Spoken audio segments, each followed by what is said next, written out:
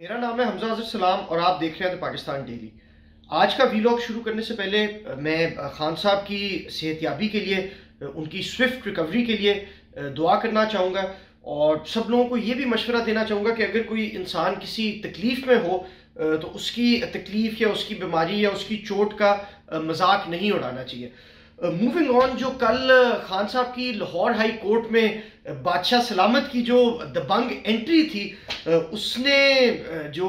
Political commentators हैं उनको हक्का बक्का कर दिया है और ये दिखा दिया है खान साहब ने कि ताकतवर होने के लिए इक़्तिदार में होना ज़रूरी नहीं है। जिस तरीके से खान साहब ज़मान पार्क में अपनी रिहाइश गाह से अदालत में निकले हैं, इसका प्रेसिडेंट एटलीस्ट मैंने अपनी सहाफ़ती ज़िंदगी में तो नहीं देखा। 5 बजे का time honourable Lahore high court ने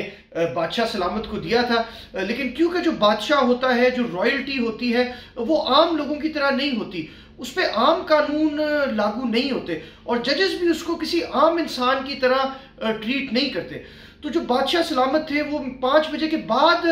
अपनी रिहाइश गाह से लाहौर हाई कोर्ट के लिए रवाना हुए और तकरीबन 7 बजे जो अदालत की डेडलाइन थी उसके तकरीबन 2 घंटे के बाद वो लाहौर हाई कोर्ट में पेश हुए। और जैसे कि आप जानते हैं कि पाकिस्तान में कानून सबके लिए बराबर तो नहीं, कानून पाकिस्तान में अंधा तो नहीं, तो जो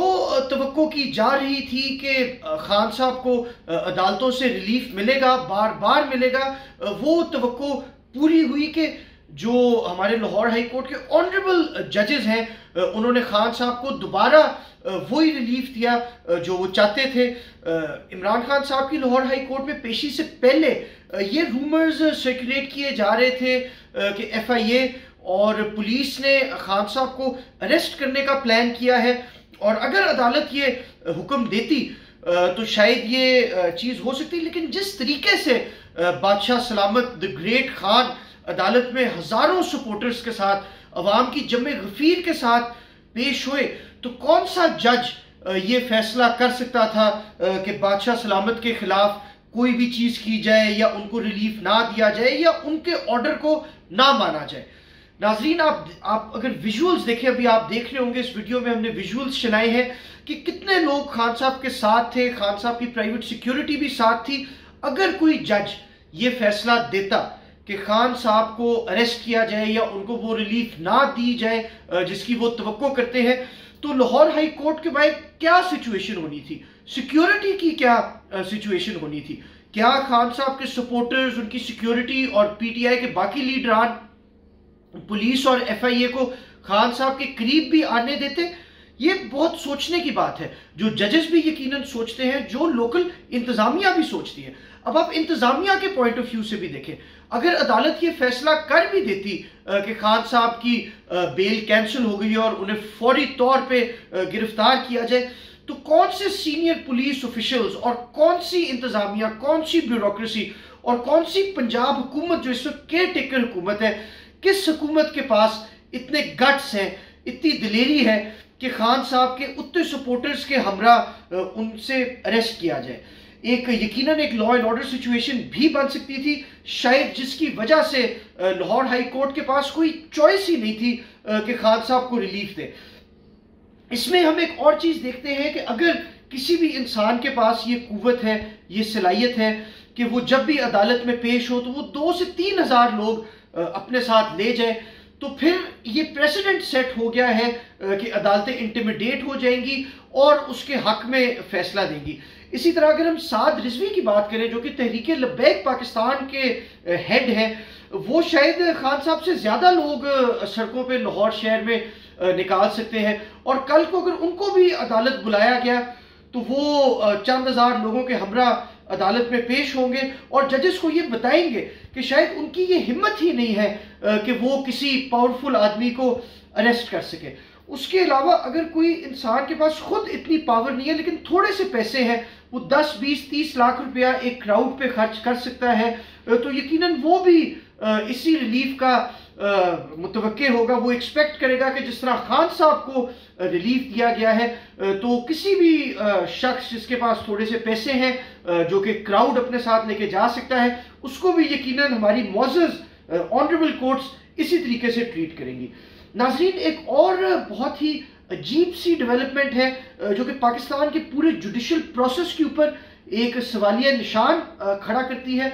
और वो खान साहब की रिट पिटिशन है जो कि खान साहब ने खुद अदालत में कहा कि जो उनकी काउंसिल एडवोकेट अजहर सिद्दीक साहब ने प्रेजेंट की, एक तो उसके ऊपर सिग्नेचर्स उनके जाली थे, और खान साहब ने कहा उनको तो ये पता भी नहीं था और ना ही उनकी मर्जी से ये केस फाइल किया गया।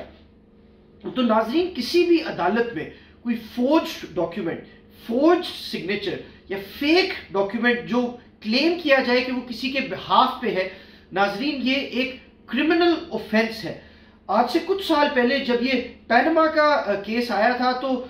शरीफ फैमिली की तरफ से एक डॉक्यूमेंट सबमिट किया था जिसके अंदर कैलिब्री फॉन्ट इस्तेमाल हुआ था, जो कि उस वक्त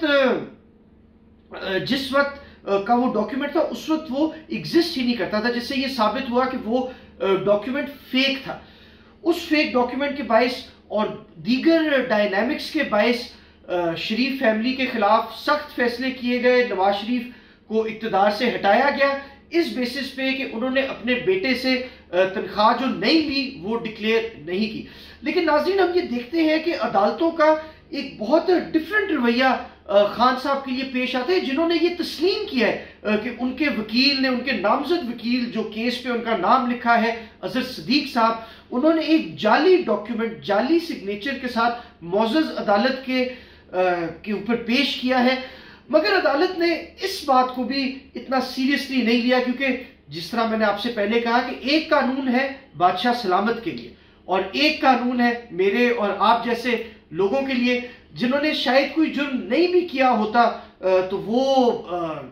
आंसरेबल होते हैं, अकाउंटेबल होते हैं, उनको जस्टिफाई करना होता है। लेकिन बादशाह सलामत के लिए ऐसी कोई बात नहीं होती। बादशाह सलामत की तो ये बहुत बड़ी मेहरबानी है कि उन्होंने मौजूद जजेस के सामने अपने आप को पेश किया। इस तरह की कमेंट्री भी हमने कुछ जजेस के हवाले से देखी कि कितनी बिग डील है कि खान साहब ने, द ग्रेट खान बादशाह सलामत ने खुद आके अपने आप को पेश किया। तो बस आखिर में मैं आपसे यही कहना चाहता हूं कि अगर हमारे जो दोस्त हैं, हमारे भाई हैं, वो ये समझते हैं कि पाकिस्तान में अदालती निज़ाम आज़ाद है, कानून अंधा है, तो शायद वो लोग खुद